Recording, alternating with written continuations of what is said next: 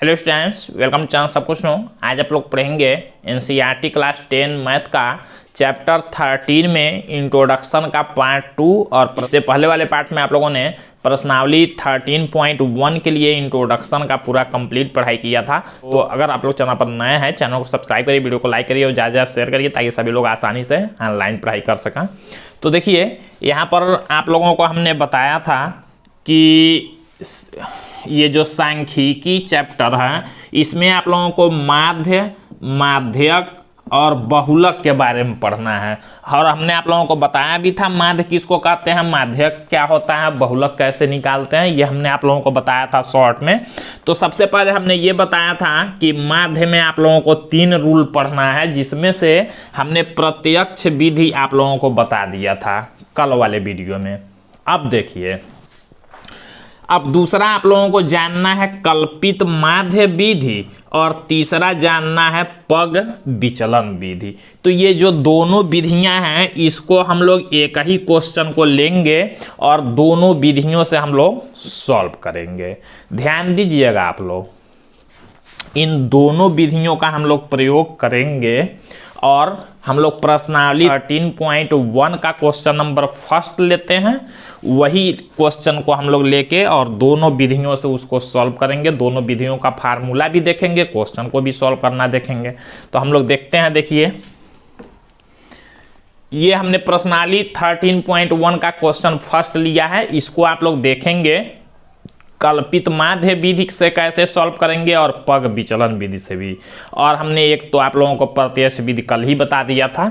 तो देखिए, जब भी क्वेश्चन आप लोगों को हल करना होगा, जब यहाँ आप लोग हल लिखेंगे तो हल में आप लोगों को अलग से एक सारणी बनानी पड़ेगी। ध्यान दीजिएगा, आप लोग हल में आप लोगों को अलग से एक सारणी बनानी पड़ेगी। ये जो सारणी दिया गया है इसको तो आप लोग लिखेंगे ही और भी एक्स्ट्रा अपने तरफ से बनाएंगे। क्या बनाएंगे वही आप लोग देखिए।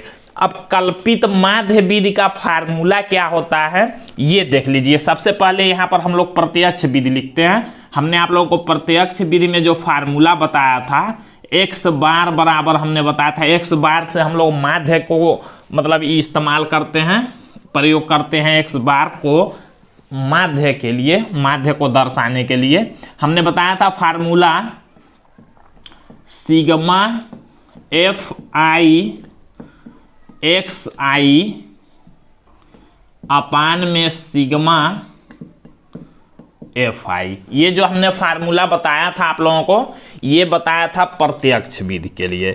अब दूसरा विधि आप लोग कल्पित माध्य वाला जो फार्मूला लगाएंगे, ये होता है x bar equal a plus sigma f I D I बटा में सिग्मा एफ आई। सेम ऐसे ही है। देखिए, इसमें एफ आई एक्स आई था, इसमें एफ आई डी आई हो गया और बटा में तो सिग्मा एफ आई वहां भी था, यहां भी, और यहां ए प्लस लिखा गया। तीसरा वाला जो है यानी कि पग विचलन विधि, वो वाला जो फार्मूला होता है उसको भी यहां देख लीजिए, होता है x bar equal a plus sigma f i u i upon में सिग्मा एफ आई, और यहां होता है गुणा में एच। ये आप लोग फार्मूला याद रखेंगे। तो ये हो गया प्रत्यक्ष विधि के लिए, ये हो गया कल्पित माध्य विधि, और ये पग विचलन विधि। सिग्मा एफ आई यू आई बटा में सिग्मा एफ आई, देखिए तीनों में है, और गुणा में एच। अब ये फार्मूला को भी आप लोग समझेंगे क्वेश्चन से ही। तो देखिए, हम लोग क्या करेंगे, अब जब हल करेंगे तो हम लोग सारणी बनाएंगे। सारणी में पहले ये देखिए, ये तो रहेगा ही 1 2 3 4 5 6 7 खाने हम लोगों को ऐसे बनाना पड़ेगा। देखिए कैसे थोड़ा हम लोग बनाते हैं सारणी को।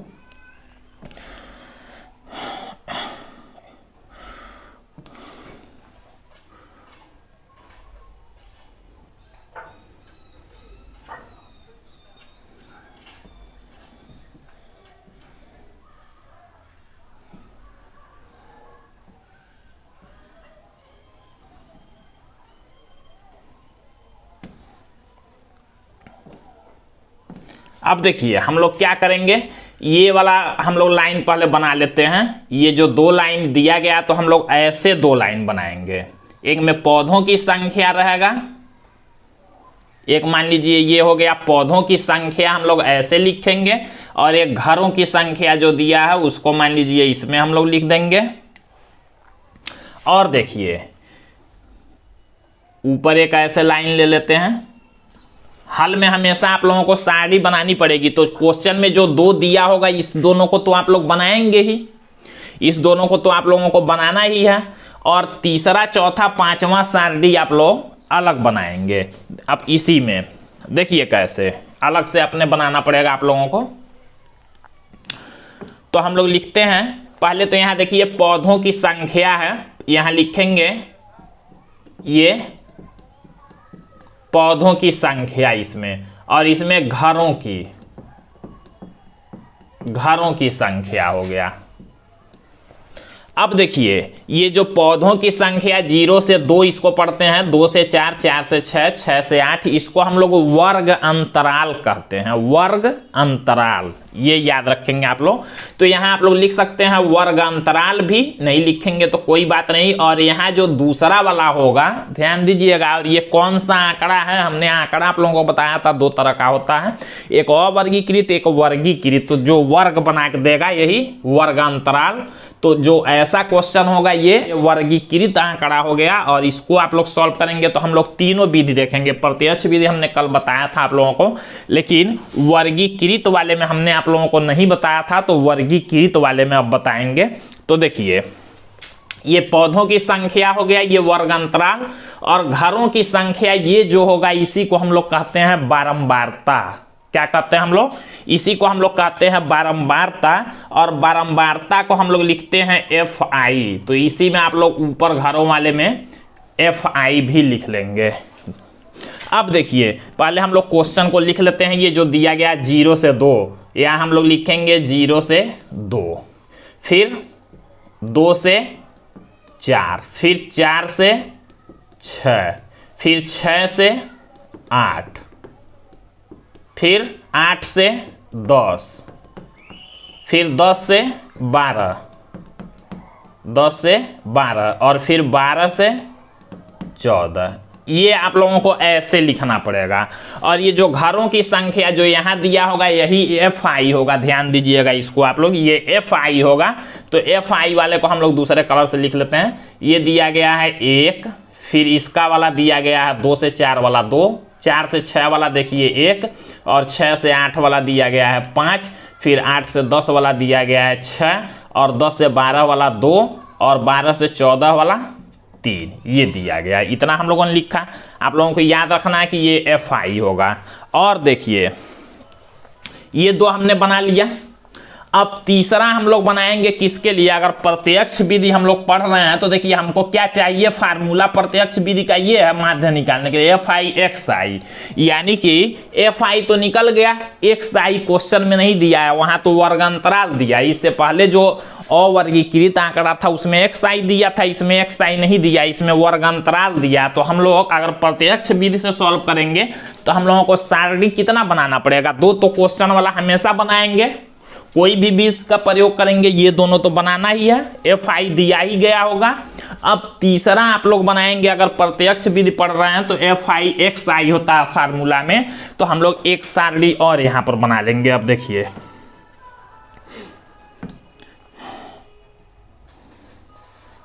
कौन सा सारणी होगा, ये होगा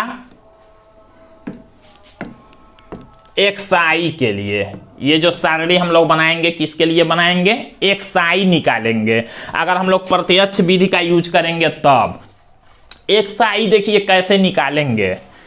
ये जो वर्ग अंतराल दिया होगा, दोनों वर्ग अंतरालों को जोड़ेंगे, इसको कहते हैं हम लोग पहले वाले को निम्न सीमा। निम्न माने देखिए कम है, ये कम रहेगा, और बाद वाला ज्यादा, अधिक वाले, और जो अधिक वाला होगा दूसरा वाला उसको कहते हैं उच्च सीमा।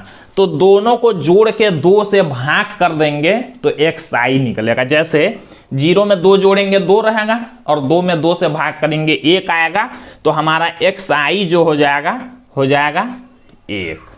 2 और 4 जोड़ेंगे 6, 6 में 2 से भाग करेंगे 3, इसका xi हो गया। फिर 4 और 6 जोड़ेंगे 10, 10 में 2 से भाग करेंगे 5, 8 6 14, 14 में 2 से भाग करेंगे 7, यहाँ 9, यहाँ 11, यहाँ 26 होगा तो हो गया 13। इतना आप लोग समझ चुके। अब देखिए जब xi हमने निकाला, हम लोग कौन सा विधि प्रयोग कर रहे हैं? पहला वाला विधि, प्रत्यक्ष वाला विधि। तो प्रत्यक्ष वाले विधि में 2 क्वेश्चन में जो दिया था उसको हमने लिखा। एक xi की जरूरत थी, xi आप लोग जान गए कैसे निकालना है। अब देखिए हमको फार्मूला में रखने के लिए fi चाहिए, तो यानी कि अब हम लोग एक और सारणी यहाँ पर बना लेंगे, किसका? fi गुणा में xi का, ये बनाना पड़ेगा हम लोगों को। तो अब fi बनाते हैं।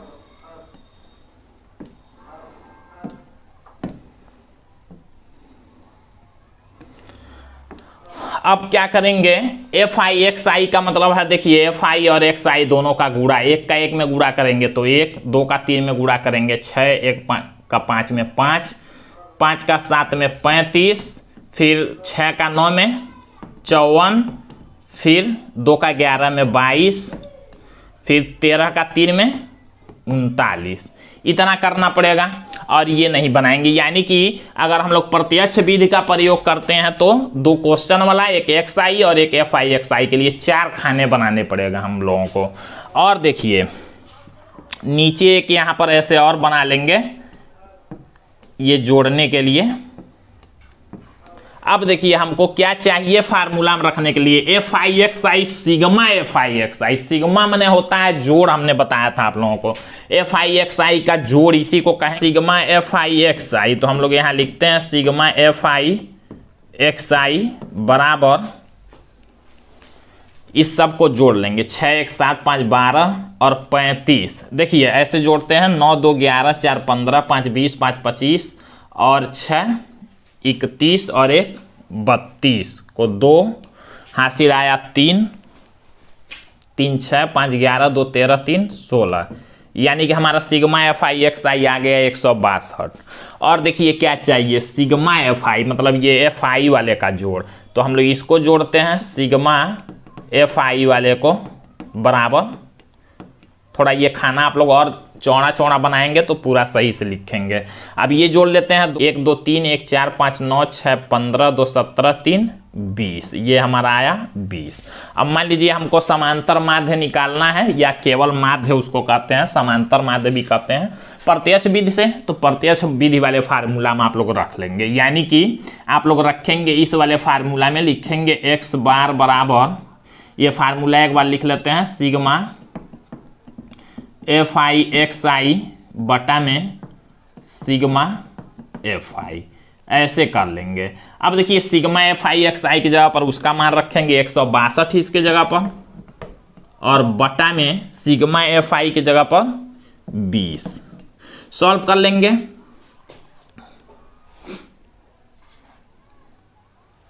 बीस से इसमें भाग करेंगे आप लोग तो 20 8 160 होता है। 2 बचा, दशमलव लगाएंगे 0 बढ़ेगा एक बार में, यानी कि 8.1 हमारा हो गया आंसर। तो इस तरह से देखिए प्रत्यक्ष विधि से आप लोगों को सॉल्व करना है। क्वेश्चन जो ये वर्गीकृत आंकड़ा दिया होगा, 2 क्वेश्चन वाला लिखेंगे आप लोग, एक xi और एक fi निकालेंगे। xi निकालना आप लोग जान चुके हैं। तो इस तरह से आप लोगों को करना पड़ेगा प्रत्यक्ष विधि के लिए। अब जो दूसरा विधि है, देखिए ये जो दूसरा वाला विधि है कल्पित माध्य वाला, कल्पित माध्य, ये था प्रत्यक्ष। अब कल्पित माध्य में देखिए एक a होता है FIDI और FI होता है, यानी कि हमको अब a चाहिए और DI चाहिए। फिर देखिए वही काम करेंगे। अब ये क्वेश्चन मान लीजिए दे दिया, कहा गया है कल्पित माध्य विधि का प्रयोग करके माध्य ज्ञात कीजिए। तब आप लोग क्या करेंगे? तो देखिए अब आप लोगों को निकालना पड़ेगा DI। तो DI कैसे निकालेंगे? ये इतना तो अब आप लोगों को निकालना पड़ेगा हर बार। अब इस विधि में आप लोग आएंगे तो आप लोगों को देखिए ये पौधों की संख्या, घरों की संख्या, ये दोनों तो लिखना ही है क्वेश्चन वाला। तीसरे नंबर पर xi आप लोगों को निकालना ही है, तीसरे नंबर पर ये एक्स आई इसमें भी निकालेंगे आप लोग, और एफ आई एक्स आई अब नहीं निकालेंगे आप लोग। अब इसके जगह पर आप लोगों को एफ आई एक्स आई नहीं, फार्मूला में एफ आई डी आई निकालना, तो अब एफ आई डी आई निकालेंगे। तो देखिए अब इसके लिए हम लोग क्या करेंगे, फिर से एक अलग से शायरी अब बनाते हैं हम लोग।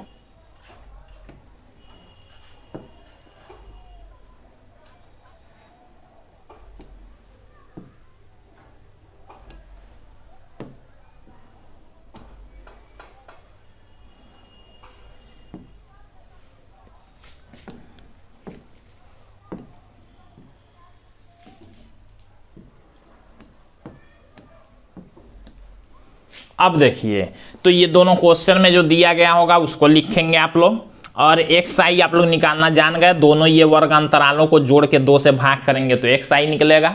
अब आप लोगों को क्या चाहिए, एफ आई तो क्वेश्चन में ही दिया होगा, अब हमको चाहिए डी आई, और ए क्या होगा ये देखेंगे आप लोग कल्पित माध्य वाले में। ए अब देखिए कहते हैं हम लोग इसको, ये जो एक्स आई वाला होगा, ध्यान दीजिएगा, ए कहाँ से मिलेगा, ये जो एक्स आई वाला होगा इसमें जो बीच वाला अंक होगा उसी को हम लोग ए मान लेंगे।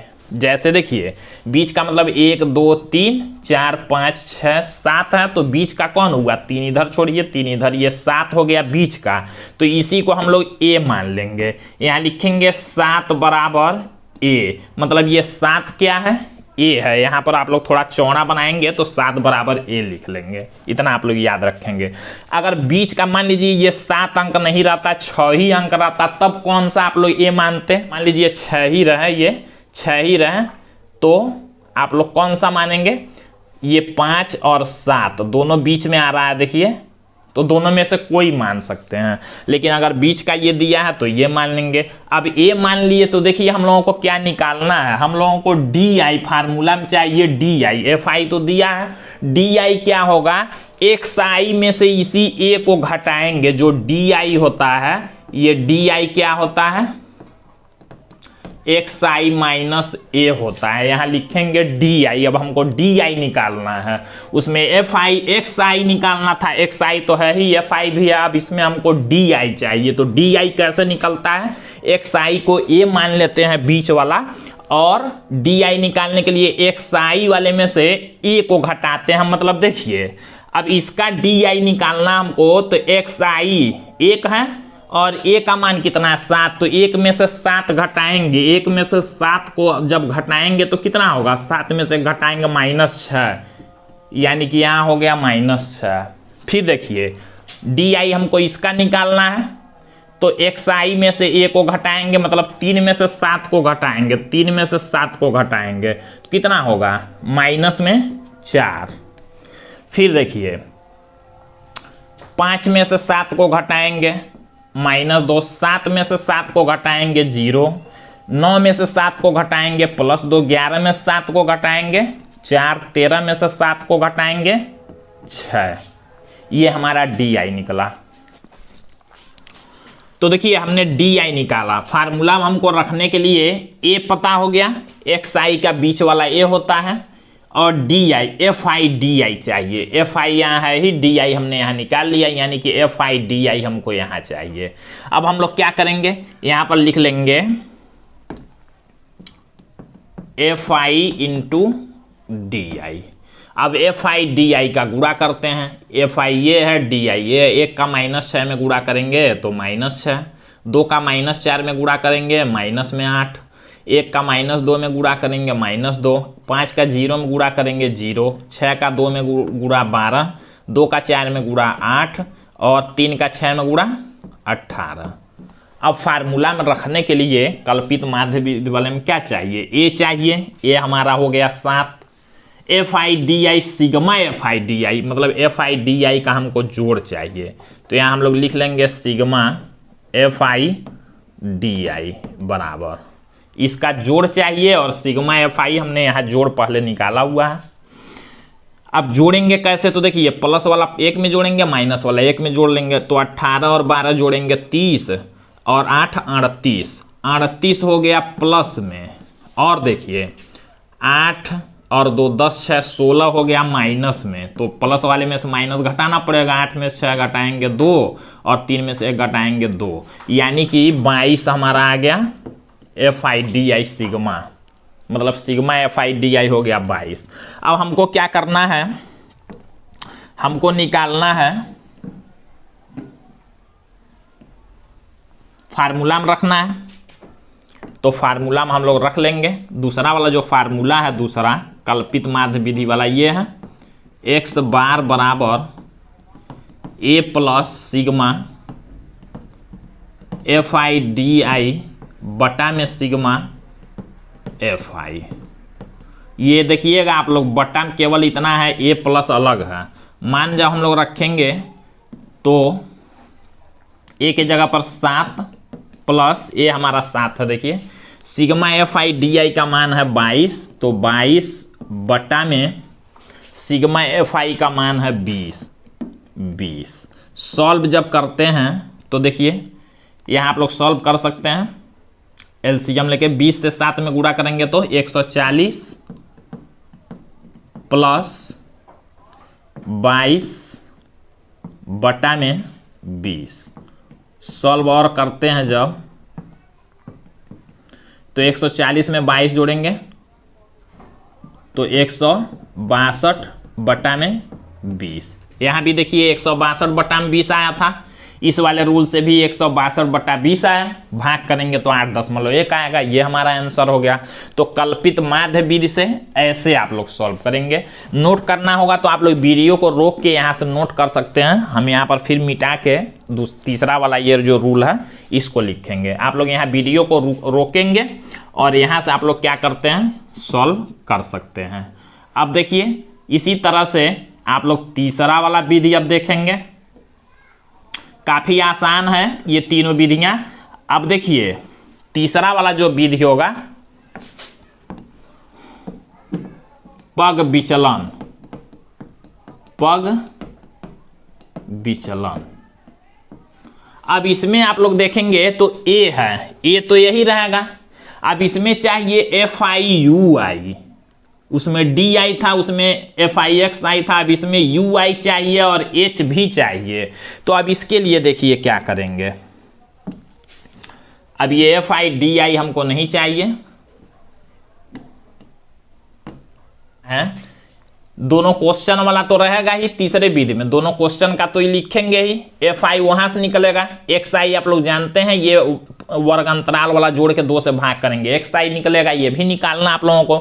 DI भी निकालेंगे आप लोग इस वाले में, A इस XY के बीच वाले को मानेंगे और उसको घटाते जाएंगे XI में से, तो DI निकलेगा। अब DI इतना तो आप लोग निकालेंगे ही। अब इसके बाद हम लोगों को चाहिए UI, तो जो UI निकलता है, जो UI निकलता है ये होता है इस DI बटा H। अब H क्या है देखिए, H होता है यहाँ, H यहाँ होता है, ये जो जितने का अंतर ये होगा, अंतर ये बराबर ही रहेगा, बराबर ही होना चाहिए तभी H मानेंगे, बराबर रहेगा। देखिए 0 और 2 के बीच 2 का अंतर है, 2 से 4 के बीच 2 ही का, 4 से 6 के बीच 2 ही का, 2 का अंतर है, यानी कि हमारा H का मान कितना हो गया, 2 हो गया। अब देखिए जब H का मान हमारा 2 हो गया तो हमको निकालना है UI। इस DI वाले सब में 2 से भाग करते जाएंगे, DI वाले मतलब H से भाग करते जाएंगे तो हमारा UI निकलेगा। यानी कि UI हमको जब निकालना है तो हम लोग 2 से भाग करें, इस DI वाले में 2 से भाग करेंगे इसमें तो -3, इसमें 2 से भाग करेंगे -2, इसमें 2 से भाग करेंगे -1, 0 में 2 से भाग करेंगे 0, 2 में 2 से भाग करेंगे 1, 4 में 2 से भाग करेंगे 2 और 2 से 6 में भाग करेंगे 3। हमारा देखिए UI भी निकल गया। अब क्या करेंगे, हमको सिग्मा FIUI चाहिए, तो यहाँ हम लोग लिखेंगे सिग्मा FIUI बराबर, इसको जोड़ना है, 3 2 5 1 6 हो गया, 6 प्लस में, और 3 2 5 1 6 माइनस में, +6 -6 यानी कि हो गया 0। FIUI का मान हमारा हो गया कितना, 0 आया इसका मान। अब देखिए पग विचलन विधि का यहाँ फार्मूला है ही, हम लोग मान रख के सॉल्व कर लेते हैं। सॉल्व हम लोग करते हैं जब, तो x बार बराबर लिखेंगे a प्लस, a का मान हमारा 7 है, तो 7 plus sigma f i u i, sigma f i u i का मान आ गया है 0, तो 0 बटा सिग्मा एफ आई का मान है 20, और गुणा में हमारा है h का मान है 2, h का मान है 2। सॉल्व करते हैं हम लोग, सॉल्व करेंगे 2 से 0 में गुणा करेंगे 0, 0 में 20 से भाग करेंगे 0, यानी कि हमारा 7 आ गया, ये हमारा हो गया आंसर। अब ध्यान दीजिए, आप लोग सोचेंगे यहाँ आंसर दूसरा आया, वहाँ आंसर दूसरा आया, तो तीनों विधियों से जब आप लोग हल करेंगे तो थोड़ा बहुत डिफरेंस आता है उसमें, कभी बराबर आएगा कभी डिफरेंस आएगा, तो उसमें कोई दिक्कत नहीं है। इस माध्यम में आप लोगों को सांख्यिकी वाले में तीनों विधियों में अलग अलग आंसर आ सकता है, उस सब को सही माना जाएगा। अब देखिए, अब करते ये हैं आप लोग, ये तीनों जो विधियां हैं प्रत्यक्ष विधि का यूज करते हैं हम लोग छोटे क्वेश्चन के लिए, छोटे अंकों के लिए। जैसे ये छोटे छोटे अंक दिए हैं तो आप लोग प्रत्यक्ष विधि से इसको सॉल्व कर सकते हैं। थोड़ा इससे बड़े अंक अगर होंगे तो कल्पित माध्य विधि का प्रयोग कर सकते हैं, और बड़े बड़े अंक जब होंगे तो पग विचलन विधि का यूज किया जाता है। लेकिन अगर क्वेश्चन आप लोगों को ऐसे नाम लिख के नहीं देता है तो कोई विधि भी आप लोग लगा सकते हैं, लेकिन अंक बड़े होते हैं तो गुणा भाग करना कठिन होता है, तो इसलिए ये विधि का प्रयोग करते हैं, तो उससे गुणा भाग देखिए करना छोटा हो जाएगा। इस तरह से आप लोग सॉल्व करते हैं। तो आप लोगों ने ये तीनों विधियों को देख लिया, कैसे तीनों विधियों का यूज करके और आप लोग इस माध्य को निकालेंगे। तो हमने ये पहला क्वेश्चन केवल आप लोगों को एग्जाम्पल के लिए लिया था। अब फिर से आप लोग पहला क्वेश्चन को लेंगे और जैसे आप लोगों को सॉल्व करना है क्वेश्चन एग्जाम में, उस तरह से सॉल्व करके देखेंगे अगले वाले पार्ट में। तो आज के लिए बस इतना ही।